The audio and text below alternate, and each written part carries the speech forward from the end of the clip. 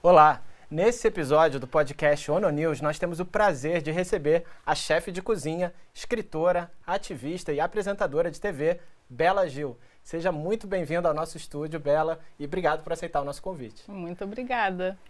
E nós estamos aqui hoje para conversar sobre algo que é comum a todos nós, seres humanos, e a todas as espécies do planeta, o futuro. Esse vai ser o tema principal da reunião de líderes mundiais que acontece aqui na ONU em setembro de 2024. E os temas que vão ser debatidos na cúpula do futuro, na verdade, não precisam ser debatidos só pelos líderes, mas por todos nós. E por isso que a gente convidou a Bela aqui hoje para falar do futuro da alimentação. Esse é um tema que ela tem uma ampla experiência e tem um trabalho amplamente reconhecido também por várias agências da ONU. Então, queria convidar minha colega Mayra Lopes para começar essa conversa. Oi, Bela, obrigada por estar com a gente hoje. Super empolgados para essa conversa. A gente tem uma série de assuntos para falar com você, mas a gente queria começar falando sobre a democratização da alimentação saudável. A gente sabe que é uma pauta super específica sua, que você defende bastante.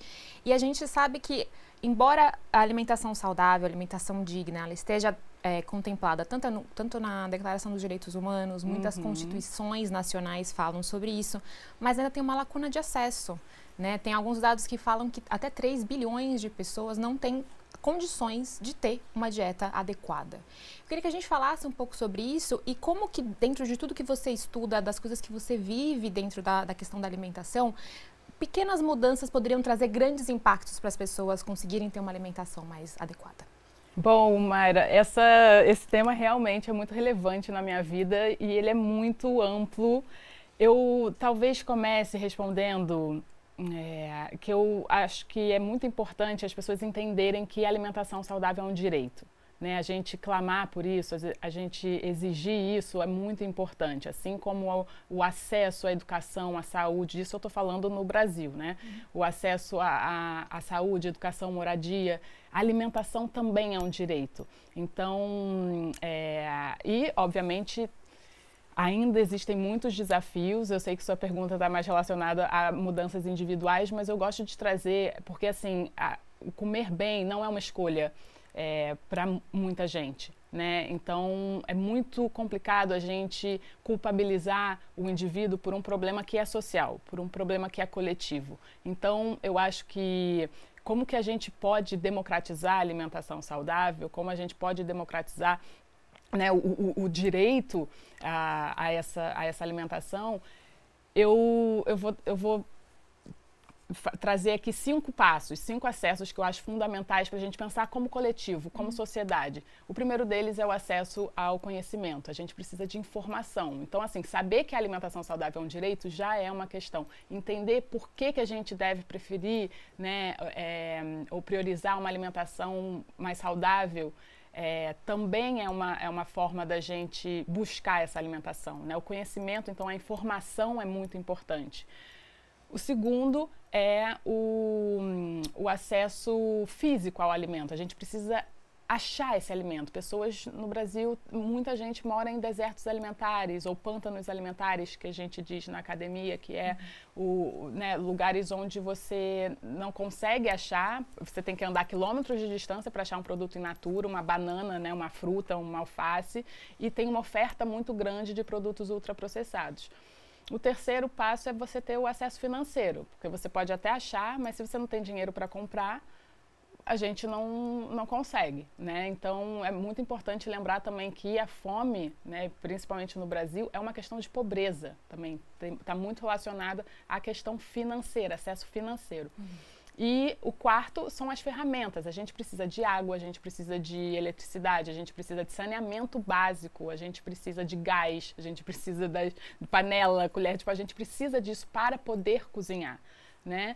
E muita gente ainda não tem esses acessos, né? E por último, a gente precisa de tempo. A gente precisa cozinhar, é uma atividade que requer tempo, porque você pode ter todos esses pré-requisitos, esses acessos que eu comentei aqui, mas se a gente não tem tempo para cozinhar. E aí eu não estou dizendo que todo mundo deveria, né? Eu acho que a gente vive em sociedade, então não tem problema se outras pessoas cozinharem para a gente, mas eu acho que no sentido... então, dentro do coletivo, por exemplo, restaurantes populares, uma boa alimentação oferecida nas escolas, né, a merenda, a comida escolar, a merenda escolar sendo uma alimentação boa, saudável, feita por merendeiras, né, que são valorizadas. Isso é muito importante. Então, esse coletivo, criar acessos coletivos para a alimentação saudável, eu acho que é o fator principal. Porque se a gente colocar só no âmbito individual, ainda fica difícil, né? Então, eu acho que a gente tem que começar a pensar na alimentação como uma atividade, como né, uma ação coletiva, para que isso se torne uma realidade, né, no Brasil. Porque para a gente fica fácil discutir mudanças, né, individuais. Quando você tem o básico. Quando você tem o básico, mas a pessoa que não tem água, como que a gente vai... Assim, ela pode até plantar o feijão. Isso é uma experiência que aconteceu no Brasil. Eu tenho um testemunho de uma mulher maravilhosa que é uma beneficiária do projeto 1 milhão de cisternas, que foram implantadas no semiárido, na região do semiárido no Brasil.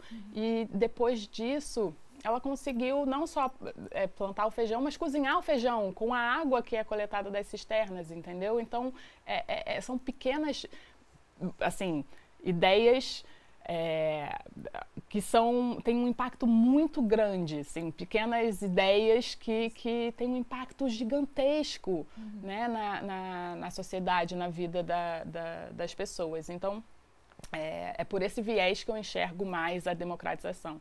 E aí, só para terminar, porque não dá para a gente falar de uma distribuição mais equânime, né, igualitária, de direitos e de acessos e de alimentação saudável, sem falar na democratização do acesso à terra. Então, assim, se a gente quiser democratizar a alimentação, a gente tem que democratizar o acesso à terra, a distribuição de terra. Então, a reforma agrária, eu acho que é um das lutas fundamentais para a gente começar a pensar esse futuro mais acessível da boa alimentação. Isso, inclusive, foi tema de um relatório recente do Escritório de Direitos Humanos da ONU, né, que também tocou na reforma agrária como um ponto importante para essa mudança dos sistemas agroalimentares. Mas eu queria trazer, Bela, um outro ponto que você fala muito nas suas redes sociais, nas suas falas, que tem a ver também com essa questão da alimentação saudável, que é a biodiversidade alimentar. Né? Porque atualmente o mundo, de fato, depende de poucas culturas, como trigo, milho, arroz, para suprir a maioria das necessidades calóricas. E a Organização das Nações Unidas para a Alimentação e Agricultura, a FAO, ela tem defendido cada vez mais que a humanidade precisa explorar milhares, né, de outras plantas que podem talvez até responder às necessidades alimentares do futuro de uma forma mais nutritiva, mais sustentável, e inclusive culturas que sejam mais resistentes às mudanças climáticas, né? Porque o milho, por exemplo, em muitos lugares já não se consegue cultivar por conta das mudanças climáticas. Então, você que é uma exploradora de alimentos não convencionais, nessa sua jornada, assim, o que você descobriu? O que você recomenda para as pessoas que querem ampliar a cesta básica, não só pensando na nutrição, mas pensando também no cuidado com o planeta, pensando na valorização dos povos tradicionais? Já que você falou de 5 passos, né? O que você diria que são, assim, 5 alimentos do futuro? E também financeiro, né? Você colocou essa questão da sustentabilidade, mas eu acho que também pode ser uma alimentação mais barata quando a gente diversifica. E, bom, 5 alimentos do futuro. Ó, eu acho que a jaca é um deles. A jaca, dá para fazer tanta coisa com a jaca, ela é muito maravilhosa. Mas assim, eu acho que, trazendo uma reflexão para a sua pergunta, a gente, assim, tem já 30 mil espécies catalogadas que a gente poderia, de plantas, né, que a gente poderia explorar, que a gente poderia consumir, que são comestíveis. Eu não sei se vocês sabem quanto que a gente utiliza, assim, normalmente, quantas espécies a humanidade consome na sua totalidade. 200. Uau! Assim, menos de 1% do que a gente poderia estar usufruindo, do que a gente poderia estar consumindo, do que a gente poderia estar explorando. Então, e é muito engraçado quando a gente muda a alimentação, por exemplo, né, eu sou vegetariana e as pessoas perguntam, não, tá, mas o que você come? Né? Acho que tirando o foco da carne, as pessoas ficam meio perdidas, assim. Então, o que eu acho interessante que as pessoas podem fazer para aumentar a diversidade alimentar é ir na feira, por exemplo. Primeiro tem que ter o conhecimento, mas chegando na feira, tendo acesso, né, ao feirante, ao produtor e tal, pergunta, nossa, da próxima vez você pode trazer a cenoura com a rama? Da próxima vez você pode trazer a beterraba com a folha? Da próxima vez você pode trazer o brócolis, a couve-flor com as folhas? São alimentos e são muito nutritivos, mas a gente teve, por causa do mercado, né, a gente teve que padronizar a alimentação, o produto em si, porque, enfim, senão não seria tão lucrativo e não seria tão fácil a logística, né? Então, para facilitar, foi tudo padronizado. A gente padronizou demais. Então, eu acho que quando a gente fala de uma alimentação não convencional, é que a gente sai um pouco desse padrão. Não dá para a gente usar a rama da cenoura para fazer, enfim, um pesto maravilhoso, por exemplo. Então, mas as pessoas estão esquecendo, né? Porque eu não sei nem se as pessoas sabem ou conseguem enxergar que a cenoura nasce com uma rama, né? Porque a gente vai no supermercado e só tem ali a cenoura já, porque esse foi o padrão estabelecido. Então, fora o desperdício que isso traz, né? Porque é isso, é uma comida que está sendo jogada fora, algo que poderia alimentar as pessoas. Então, se a gente se empodera desse conhecimento, entende que dá para a gente consumir tudo isso que normalmente a gente aprendeu que não é comestível, né, que tem que se jogar fora, a gente consegue melhorar a alimentação, a gente consegue diminuir o desperdício de comida, de alimento, a gente consegue diversificar a nossa alimentação, tanto né, de plantas, assim, quanto nutricionalmente, tipo de cultivos na terra, que é importante uma diversidade maior, mas individualmente. Eu digo que nutricionalmente, eu digo que esses alimentos, né, o que eu estou falando aqui, são alimentos novos que todo mundo já conhece. Por exemplo, a melancia. Todo mundo conhece a melancia, mas sabe que dá para fazer um refogadinho com a casca da melancia? Né? Todo mundo conhece, enfim, o melão, mas sabe que dá para fazer um refogadinho com a casca do melão? E por aí vai, tipo a semente do mamão, todo mundo conhece, mas será que as pessoas sabem que dá para secar e colocar uma pimenteira e fazer uma pimentinha do reino? Ai, gente, olha então só. é tanta coisa que dá para fazer que o importante é o conhecimento. Tem um livro especificamente falando disso, mostrando receitas com partes, né, não convencionais dos ingredientes. Não só comida, não só o alimento em si não convencional, como as plantas alimentícias não convencionais, o caruru do brejo, almeirão, dente de leão, enfim, o coração da bananeira, coisas que não estão muito no dia a dia de muitas pessoas, já esteve, mas foi se perdendo, como também as partes que a gente poderia aproveitar. Então, que é o livro Bela Cozinha, da Raiz à Flor. Que são alguns. Então, às vezes eu me perco. Mas, enfim, acho que é por esse caminho que a gente pode ir. Eu sei que eu só falei da jaca, mas lá no livro você pode encontrar muitos alimentos do futuro.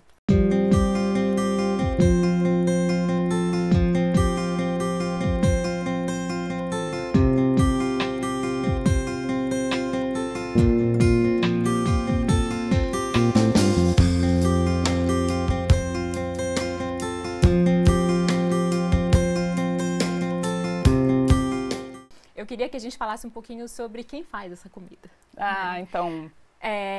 Você falou dessa questão, logo no comecinho você falou assim, é complicado a gente individualizar a responsabilidade. Ela já é individualizada, Bela? Eu queria que você comentasse um pouquinho sobre esse seu trabalho novo e sobre a questão dos cuidados invisíveis que acaba caindo no público feminino, desculpa. Eu acho que é individualizada porque é muito mais fácil para o sistema funcionar colocando a culpa no indivíduo, né? Você não come bem porque você não quer. Você está doente porque você não se cuidou, porque você não quis. É muito mais fácil a gente colocar a culpa no indivíduo do que absorver essa responsabilidade, né, para o coletivo e principalmente para o Estado, né, que é a função do Estado prover isso, né, prover saúde, prover educação, prover, mas a gente sabe quem lucra com tudo isso, né? Então deixar invisível essa responsabilidade coletiva é um projeto, né? Um projeto e aí, né, corporações, certos políticos e a gente sabe, né, todo o esquema. Mas em relação ao trabalho do cuidado, porque o que acontece? O cozinhar, né, fazer comida é trabalhoso. Né? Você precisa planejar o que você vai comprar, né? Chegar em casa, tem que lavar, tem que cortar, tem que cozinhar, aí tem que lavar depois tudo de novo e começa tudo de novo. A gente sabe como é. Então, isso faz parte do que se chama o trabalho doméstico não remunerado, né? Que é o cozinhar, que é o lavar, que é o tomar conta dos filhos, dar banho, educar, levar para a escola, etc. e tal. Esse trabalho, os economistas já valorizaram, já contabilizaram, na verdade, e 13% do PIB mundial vem desse trabalho, vem do trabalho doméstico não remunerado. E isso dá, em média, 11 trilhões, são 11 trilhões de dólares por ano que a gente, e aí eu digo a gente porque é majoritariamente feito por mulheres, que a gente gera para a riqueza global.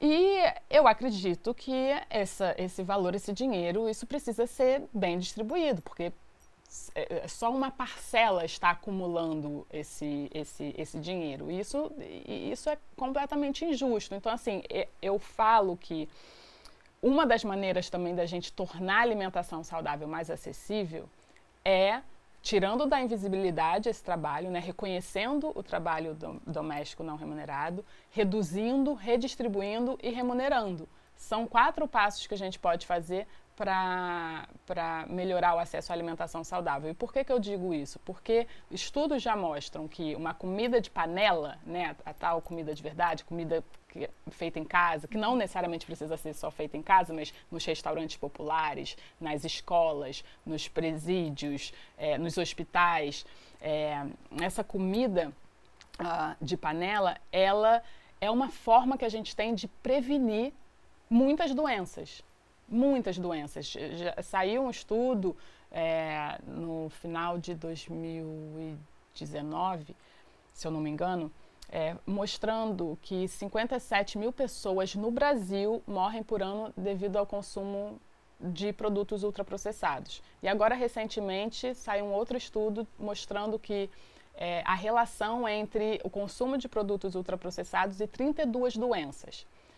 Se a gente sabe que no Brasil 70% das mortes são decorrentes de doenças crônicas não transmissíveis, ou seja, diabetes, câncer, obesidade, doenças do coração, etc. A gente sabe que a comida de panela pode prevenir, dentro de um estilo de vida saudável, pode prevenir essas doenças, a gente consegue evitar muita morte. São 70% das mortes são decorrentes dessas doenças, que são decorrentes, né, de estilos, assim, não só, mas também de estilo de vida não saudável, que a alimentação está incluída. Então, é uma forma que a gente tem de melhorar. Só que aí a minha pergunta se a comida de panela é a mais saudável para o planeta, para a saúde, enfim, é a melhor, como que a gente faz para fornecer isso para todo mundo. Quem é que vai fazer essa comida? Porque vai cair de novo no colo da mulher, ou vai cair, e aí no Brasil, né, principalmente, em mãos de mulheres pretas da periferia, mulheres pobres e pretas. E por isso que eu falo que quando a gente começar a reconhecer, redistribuir, reduzir e remunerar esse trabalho, é a melhor maneira que eu enxergo hoje da gente atingir justiça de classe, de raça e de gênero. Porque a gente sabe que, né, tem aonde que pesa esse trabalho. Bela, falando na remuneração desse trabalho, né, esse ponto que você trouxe, e também outras medidas importantes, né, o Escritório de Direitos Humanos da ONU, por exemplo, defende que cada vez mais os sistemas alimentares têm que valorizar a agroecologia, agricultura regenerativa. Na sua avaliação, as políticas públicas no Brasil estão indo na direção certa em relação a todas essas mudanças que precisam acontecer? Bom, eu acho que a gente está se organizando, né? Mas eu acredito numa visão governamental progressista nesse lugar. Eu acho que sim, mas o lobby é muito forte, é muito grande.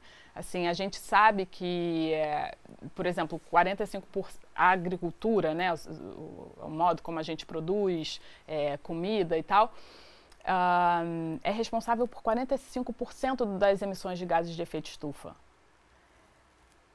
E a gente poderia mitigar isso produzindo alimento com uma maneira mais correta, com uma maneira mais sustentável. Que maneira é essa? Agroecologia, as agroflorestas, que além de prevenir a emissão de carbono, sequestra carbono.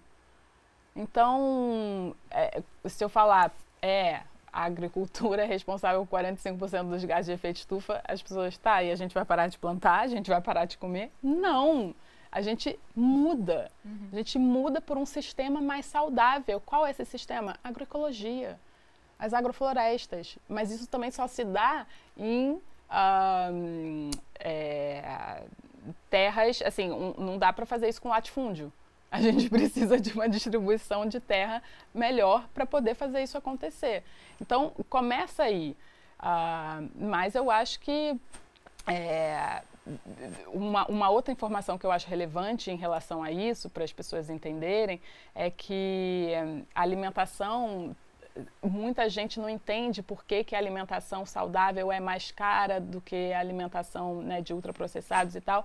E a gente precisa entender o que o Estado, o que o governo, né, o que ele entende como prioridade. Por exemplo, no Brasil, a gente enxerga o setor de agrotóxicos, né, o uso de pesticidas e fertilizantes químicos e tal, como fundamental para a economia.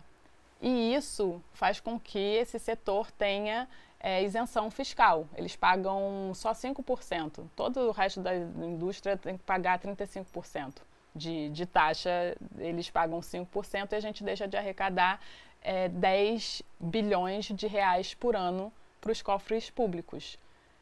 E, então, o que isso quer dizer?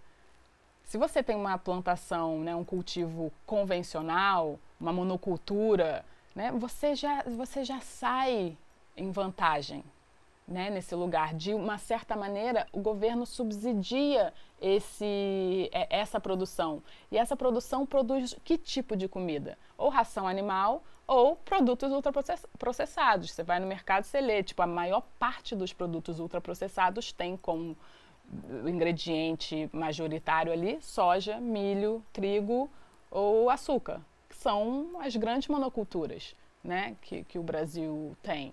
Então, como é que a gente faz para mudar isso? A gente tem que... Então, os valores precisam mudar, né? A gente precisa melhorar o acesso à alimentação saudável através de muitas coisas. Pode ser taxando os produtos ultraprocessados, limitando o acesso a esses produtos, incentivando fiscalmente e tecnologicamente, né, tecnicamente, a implementação de cultivo agroecológico, transicionando, né, os agricultores, ajudando os agricultores a transicionar de uma agricultura convencional para a agroecologia. Mas existem muitas barreiras para isso acontecer. Bela, a gente queria ficar conversando com você pro resto do dia. A gente tinha mais um monte de perguntas para fazer. Eu imaginei, mas eu também, eu tentando ser concisa, mas é muito assunto que eu gosto e para mim é muito difícil. E não seja concisa, a gente pegou um monte de informação muito valiosa, muito legal, muito obrigada. Acho que só para a gente encerrar, queria saber, além desse livro novo que você lançou há pouco, tem mais alguma coisa no forno? Que mais deve sair da Bela? Bom, agora eu tô com um embriãozinho de livro que eu tô querendo escrever, mas esse ano eu tô lançando uma linha de produtos saudáveis, que é a Refazenda. Enfim, eu tô muito animada. Vou estrear no Saia Justa de novo agora e vou abrir um restaurante novo também em São Paulo. Então esses são os projetinhos desse ano. Nossa, só isso! Vários projetos interessantes. Não, acho que foi muito legal conversar com você, porque realmente deu assim, uma série de ideias sobre como podem ser os sistemas agroalimentares do futuro, né? Que é isso que a gente precisa discutir, essas soluções que são urgentes para a gente realmente levar a alimentação saudável para todos, né? E a Cúpula do Futuro, ela tem um foco na equidade intergeracional, ou seja, pensar naquelas gerações que ainda nem nasceram, os filhos dos nossos filhos. Né? Então, obrigado por compartilhar tanto conhecimento sobre como fazer essas transformações para a gente chegar nesse objetivo. Muito obrigada. É um prazer, Felipe, Mayra. Amei. Obrigada. Até breve. Bela. Até breve. E boa sorte e sucesso no programa.